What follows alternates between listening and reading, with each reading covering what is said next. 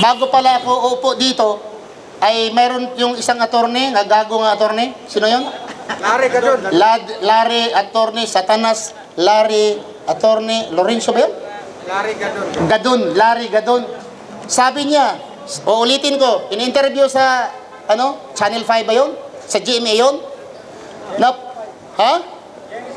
GMA 7. Sabi niya, kung siya ay maging senador, tinanong siya kung siya maging senador, pupunta siya sa Mindanao at kausapin niya ang mga Muslim nga, ihinto niyo ang gulo.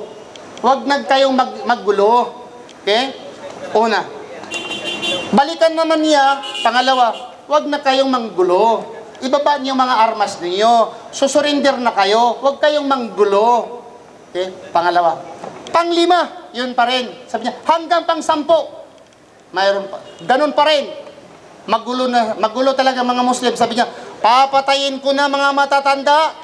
Grabe. Mga bata, pati ang cockroach, daga, uubusin ko.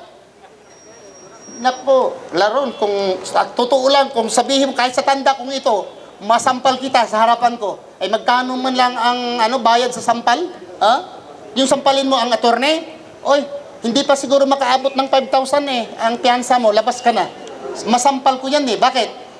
Ito lang ignorante, gago ng attorney Bakit? Example, ang armas ng mga Muslim, nandoon na ang mga Espanyol, wala pa mga Espanyol, may mga armas ng mga Muslim. Ano ang armas nila?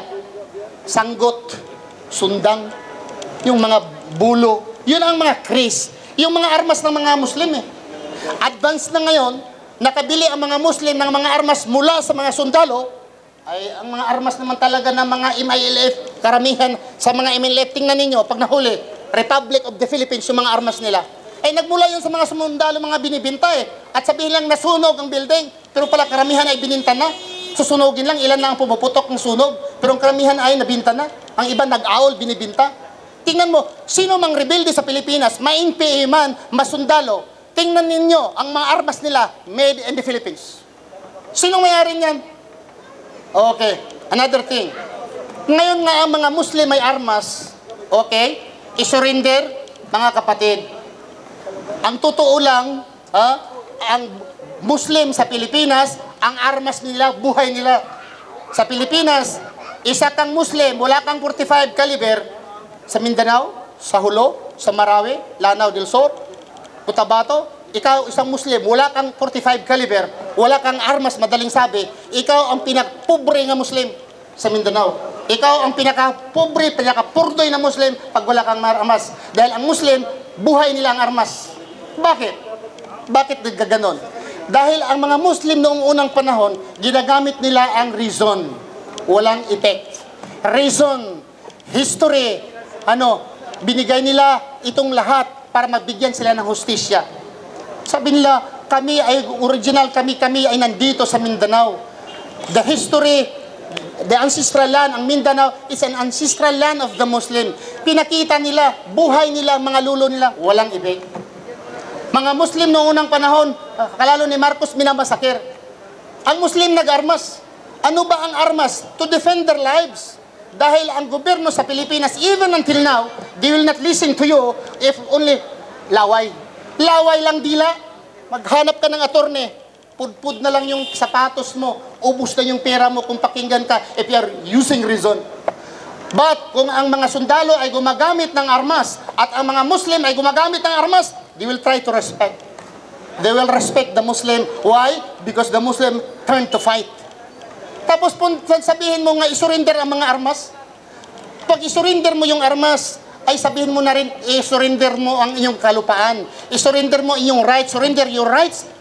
You surrender your moral. You surrender your religion. Because Muslim believe ang armas po ng mga Muslim to defend their religion, not only to their ancestral land, at also their rights and justice. Yun ang rason. Balik tayo. Ibalik ko sa Mr. Larry Gadon. Kung may lupa ikaw, pupunta ako sa iyong lupa at may bahay ikaw, Gadon, at sabihin ko, isurrender mo yung lupa mo sa akin. Gadon, isurrender mo yung bahay sa akin. Yung lupa mo, isurrender. Hihilingin ko sa iyo ng isurrender mo. Isa, dalawa, 10, 100, isurrender mo yung lupain mo, isurrender mo yung kung may armas ikaw, isurrender mo yung karapatan mo, gadon. 100 hingi ko, hindi ka pumapayag, patayin ko yung mga anak mo. Would you agree? It is same. If you say that Muslims should surrender, peace, okay, for how many peace? Sa kapanahonan ni Presidente Marcos, nakipag-peace ang mga Muslim. Ano ang peace agreement? Tinatawag ng Tripoli Agreement. Muslim agree. Mayroon tinatawag na Tripoli Agreement. Na-implement ba ang Tripoli Agreement?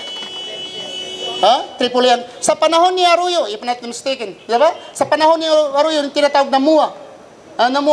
Nakag-peace po ang mga Muslim dahil sa MUA. Pagkapanahon naman ni Aquino, mayroon tinatawag ng BBL, nakipag-peace ang mga Muslim, some of their armas sinusurrender. Ngayon, anong nangyayari? Ang mga taga-Manila, gusto silang gera. Ipag-gera. Ang mga Muslim, mga kapatid, sabihin ko sa inyo, ang mga Muslim po ay hindi matakot, mamatay, basta ipaglaban nila ang relihiyon. Believe me.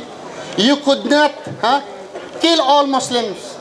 Dahil ang mga Muslim, ikakatuwa namin bilang Muslim to die and defend our religion. Yun po ang totoo. Kung patayin ako dahil of my religion, dahil of my belief and rights, papatayin ako to defend my rights, sigurado po ang paraiso sa amin. Sigurado po ang paraiso. Tapos sasabihin mo na, ang mga Muslim pati daga, cockroach nila, ay mga bata ay papatayin ninyo. Wala nga, this is human rights. Sa human rights, mali ito kahit sa human rights. Mali ito. Nag-aral ka ng human rights. Kung nag-aral ka ng human rights, attorney ka, saan man ang dilagay yung utak mo? Sa tuhod? Sa paa? Nga pati ang mga matatanda ay patayin mo? Tapos ang mga bata papatayin mo? Saan yung pinag-aralan mo?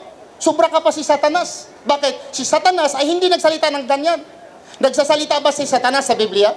Sa Biblia at sa Quran, nagsalita ba si Satanas nga patayin niya ang lahat ng mga against sa kanya? Ang hindi sumusunod sa kanya, papatayin niya. Nagsasalita ba si Satanas ng ganyan? Ikaw gadon, sobra ka pa ni Satanas Dahil si Satanas hindi nagsalita ng ganyan. Pag hindi sumusunod sa'yo, ay papatayin mga matanda at mga bata. At tapos ngayon, nagpapagawa ka pa ng apologize. Ano ka? Gunggong ka? Pinupulbos mo kami sa Channel 7. Sa television mo kami pinupulbos. Sa television mo kami na-atake. Doon ka rin hihingi ng apology sa television. Doon ka mag-apologize sa television. Hindi sa mga social media. Huwag mong ibubulong yung apology mo. Nahihiya ka? Nga, isa kang abogado, isa kang attorney, wala kang pinag-aralan, gonggong yung ulo mo ay bagoong yata ang utak nito Naku, kung magkita lang tayo, sasabihin ko sa'yo, sana ipagdasal ko lang ng Allah na hindi tayo magkita. Dahil kung magkita-kita tayo, kahit sa Manila, sa Visayas, kung saan sa Mindanao, pag magkita-kita tayo, kung wala man akong gagawin na masama sa'yo, tell me, I am a munafiq. Wallah, if magkita kita, Mr. Gadon, magkita tayo sa Pilipinas, saan man sa kanto sa Pilipinas, kung wala akong gawin na masama sa'yo, I am a munafiq. I will do that, inshallah. Kung hindi kita mapatay, kasi unuuna ka na kami, you are declaring war. Your statement, you are declaring war to the Muslim. Imagine, mga matatanda at bata at uubusin mo.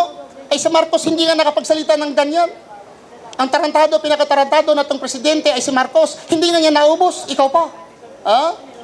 Mga kapatid sa Estrada, pinupulbos daw niya ang mga Muslim. Naubos. Mas dumami ang mga Muslim. Tuwing pinupulbos ang mga Muslim, ay dadami. Parang ano ba, yung sili? Anong sabag yun? Sili? Yung sili din sa Tagalog. Pag pinipino mo yun, mas lalong hanghang yun Yun, ang mga Muslim ganoon, hindi mo maubos. Kung maubos mo man ang mga matatanda, kagaya sa akin, may mga anak.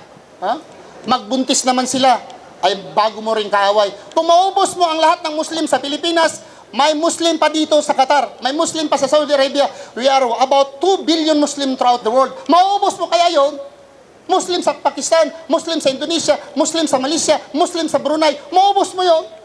Do you think kung papatayin o ubusin ang lahat ng Muslim sa Pilipinas, itong Saudi Arabia, itong Qatar, ang Kuwait, ang Muslim countries, they will keep silent kung pinupulbos mo mga Muslim sa Mindanao? Saan kaya ang utak mo, Mr. Gadon? Kung ikaw maging presidente, ay lang, naku, amoy imburnal talaga yung bunganga mo. Pero papakainin ko yan ng isang granada lang, baka mababango yung mukha mo. Yun po. Banganin nyo, Mr. Gadon, yung pinagsasalita ko sa FB at Facebook. Sana hindi tayo magkita, inshallah. So, magtanong kayo mga kapatid.